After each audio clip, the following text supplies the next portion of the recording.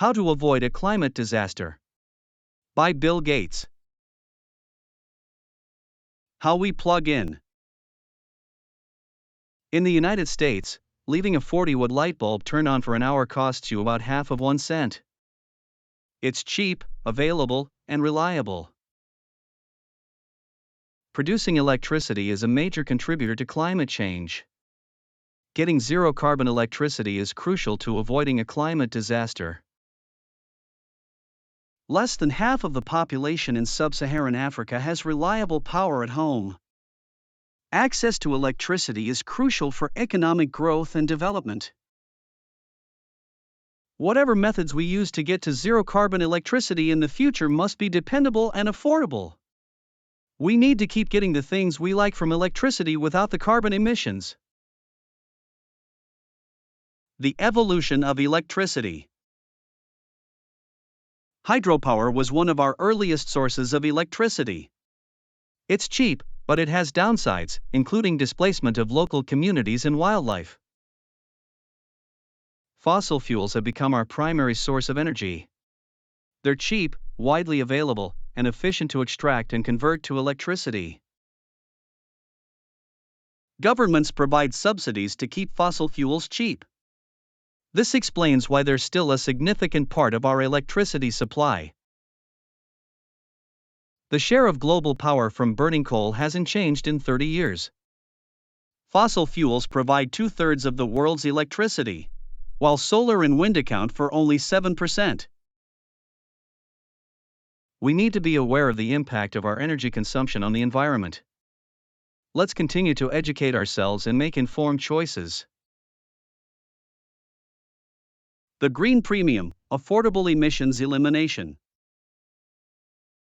The green premium is the additional cost of getting all our power from non-emitting sources.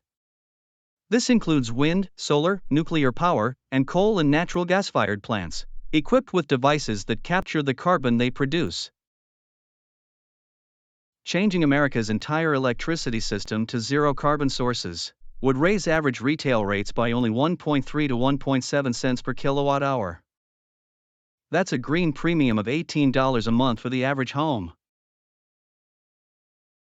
Unfortunately, other countries face challenges in decarbonizing their power grids. Africa and Asia, for example, might have some sun but no wind, or some wind but little year-round sun, or not much of either. If these countries opt for coal plants, it'll be a disaster for the climate.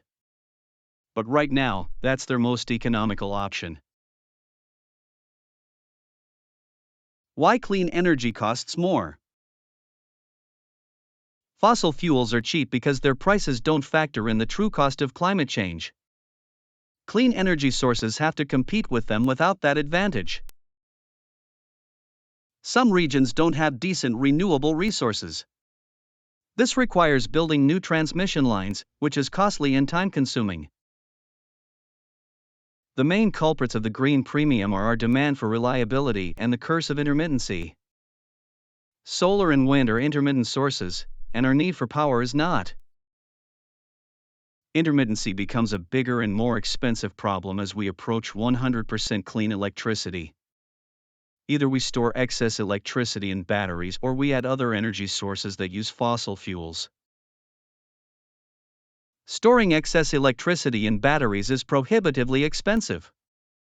For example, storing 1 kilowatt-hour of excess electricity that's generated during the day will cost us triple what we're paying during the day. The Energiewende program and surplus electricity. Germany's renewable energy expansion under the Energiewende program has resulted in surplus electricity at times, straining neighboring countries' grids. Intermittent renewable sources like wind pose challenges during extreme events, highlighting the difficulty and expense of large-scale energy storage. The necessity for substantial electricity growth by 2050, coupled with the intermittency of renewables, demands rapid expansion of clean energy sources and infrastructure enhancements.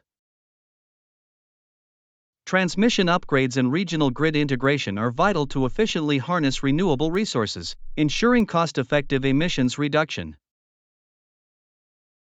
Upgrading local electrical infrastructure, deploying renewables, and advancing transmission technologies are essential steps to achieve zero emissions in the electricity sector.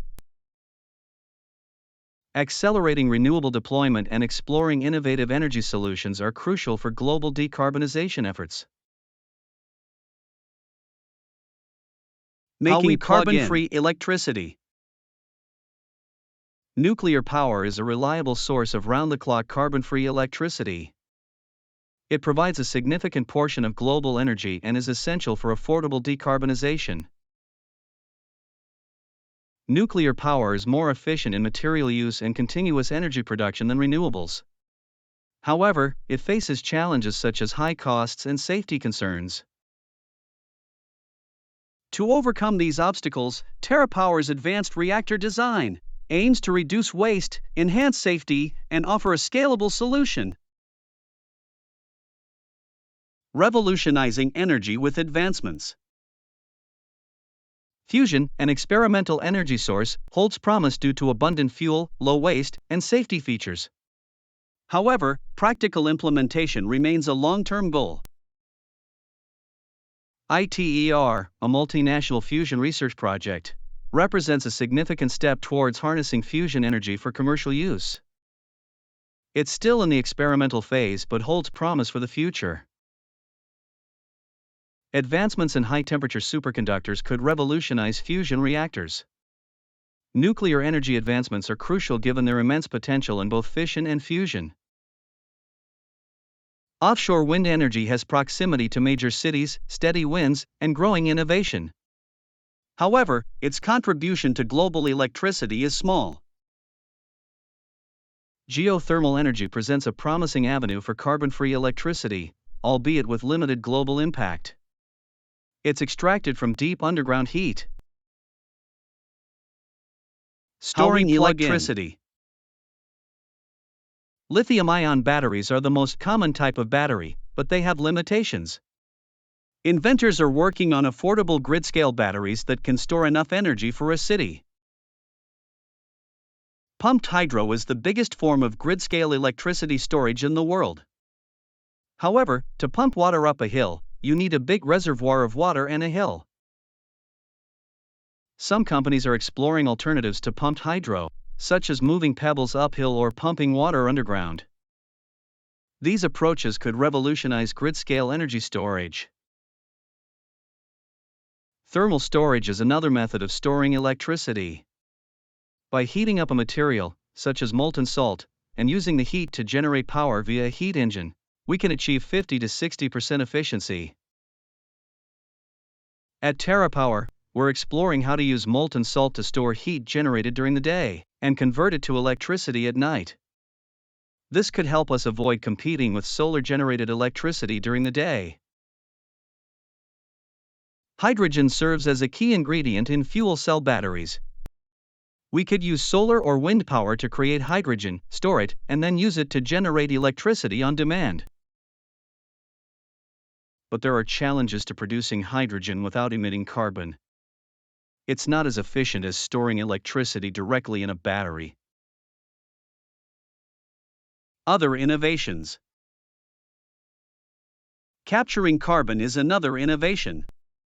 Carbon capture and storage involves installing special devices at fossil fuel plants to absorb emissions. Direct air capture is a crucial part of getting to zero. One study found that we'll need to be removing about 10 billion tons of carbon dioxide a year by mid-century. We need to move towards zero emissions, but reducing electricity demand is also important. Solar farms need between 5 to 50 times more land than coal-powered plants. Wind farms need 10 times more land than solar.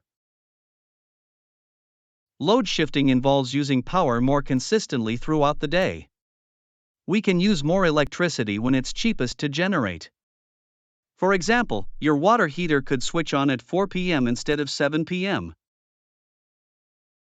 Utility companies will have to update the price of electricity throughout the day.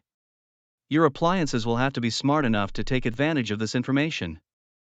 In extreme cases, we should have the ability to shed demand. We don't need all these ideas to decarbonize our power grid. We need a concrete plan to develop new power grids that provide affordable zero-carbon electricity. Electricity will play a big role in decarbonizing other parts of the physical economy.